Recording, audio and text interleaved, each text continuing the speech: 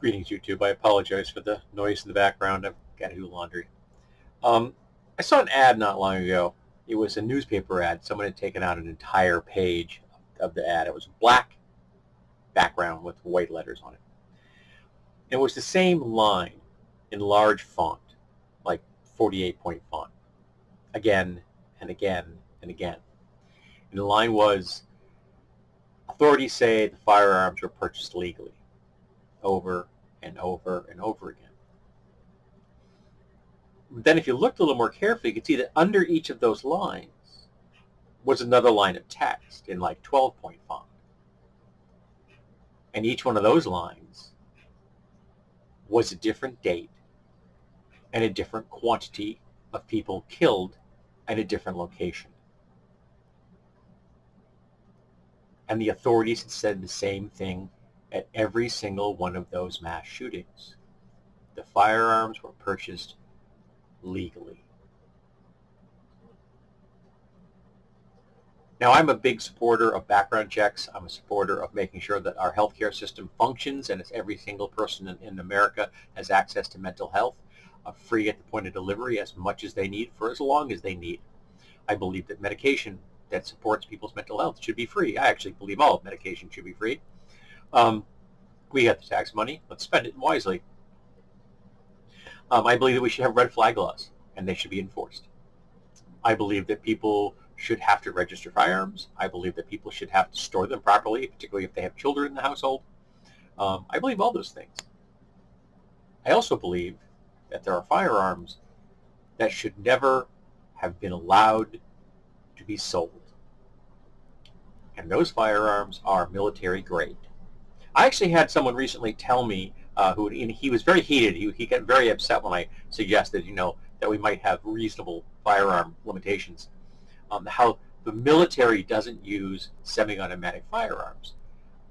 Then I asked him, I said, so what is the sidearm carried by the U.S. military forces right now?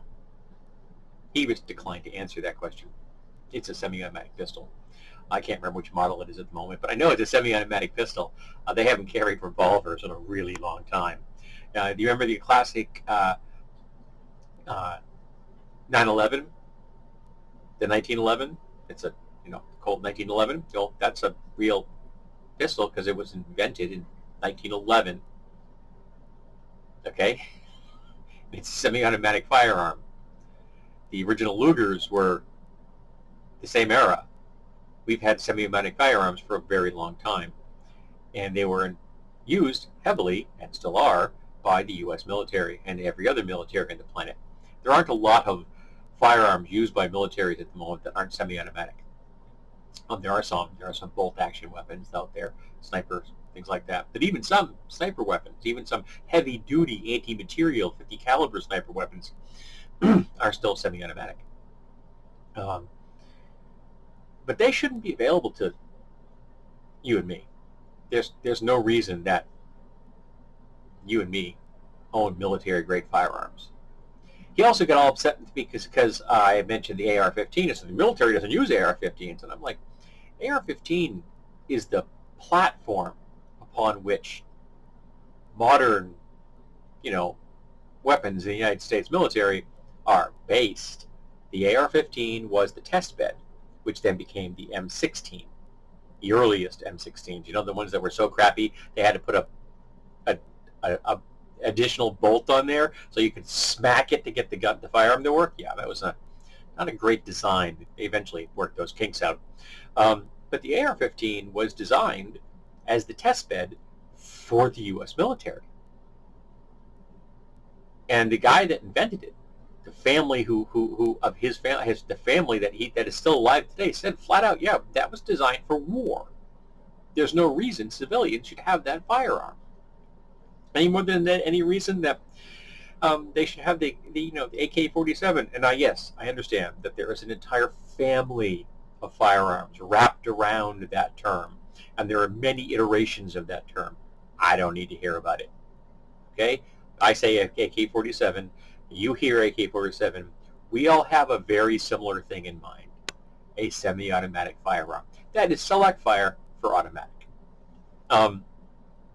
So yeah, the military uses those. We shouldn't. We shouldn't have bump stocks. We shouldn't have uh, devices that will turn a semi-automatic firearm triggering mechanism into something that fires more rapidly, and those do exist in aftermarket products that allow someone to take a semi-automatic firearm and make it fire more rapidly than a person could reasonably pull with their finger, making it not quite a fully automatic weapon, but faster than a semi-automatic weapon, which means it can throw more lead downrange faster at targets that are called people, because that's what these weapons were for. The AR-15 was never designed for hunting. It was designed for killing humans. Now, when I say all semi-automatic firearms should be banned, lots of people get upset with me because, oh, you're banning firearms. No, I'm not. Because you see, I have a really good understanding about the history of firearms. I've been studying the history of firearms for decades. Oh, the history of all weapons for decades. It's a hobby. I make them as a hobby. I make melee weapons as a hobby. I have a fairly good understanding of all of the general weapon technology that humans have passed through, from stone tools up through stealth fighters and intercontinental ballistic missiles, and even the newest generations of actually real-world functioning beam weapons. So there's lots of kinds of firearms you can still use. There are, of course, revolvers, the classic revolver. There's bolt action. There's break action, your classic shotgun, double-barreled shotgun. There's muzzle loaders, of course. Those have been popular for a very long time. In fact, that was the type of firearm that helped, Europeans conquer a lot of this continent before the advent of metal cartridges. Paper cartridges were the thing from 19th, actually, I think some of the paper cartridges may have gone back to the 16th century, but I'm not positive on that one. I have to look that one up. But paper cartridges were used for centuries. All right, there's lots of different kinds of firearms that would let you go plinking, that would let you go, do skeet shooting, pump action. There's pump action rifles as well as shotguns. Yes, you can actually find pump action rifles in the markets. I don't know how many there are today, but I know that Winchester used to make a nice 22 caliber pump action. The Winchester 62A, if I remember correctly. Lovely little weapon. I had an opportunity to fire one of those.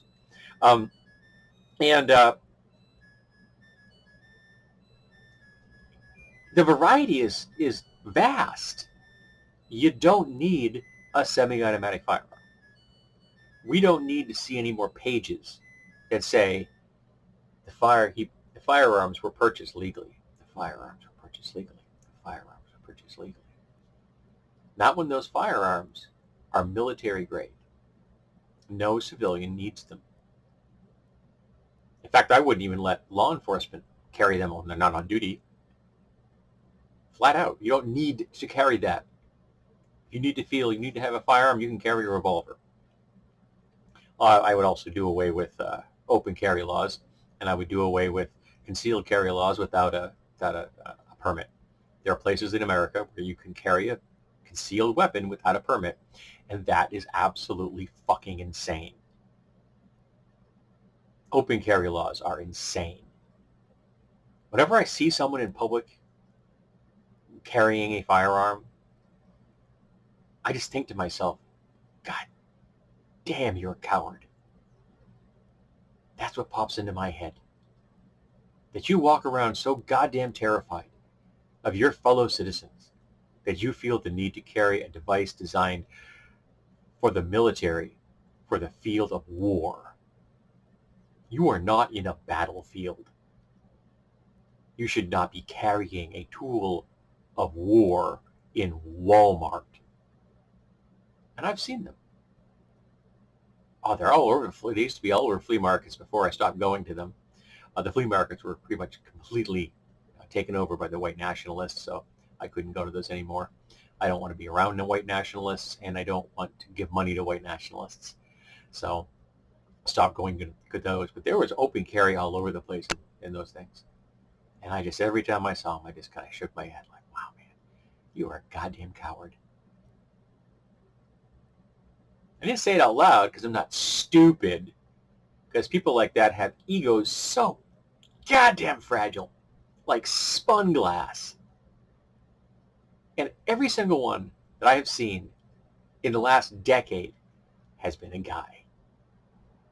Now, I realize there are women out there that carry firearms, but they're not as common as guys who feel to show off their, their particular brand of toxic masculinity by strapping a military piece of hardware on their hip or into their shoulder holster. Mostly they've been carrying them on their belt carry. That's what I've seen a lot of belt carry. I really haven't seen, or even some of them even go further.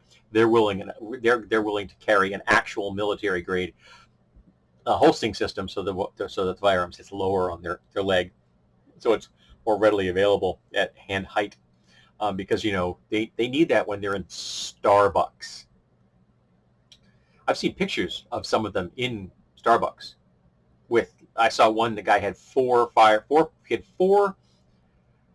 pistols and a rifle in Starbucks.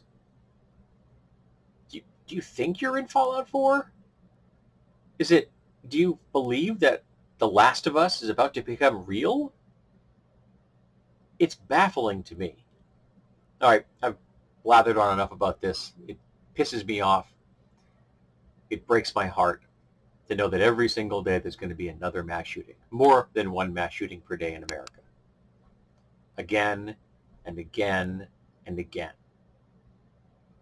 Where we aren't safe in schools, we aren't safe at churches or synagogues, we aren't safe at concerts, we aren't safe at grocery stores or department stores, we aren't safe at parks.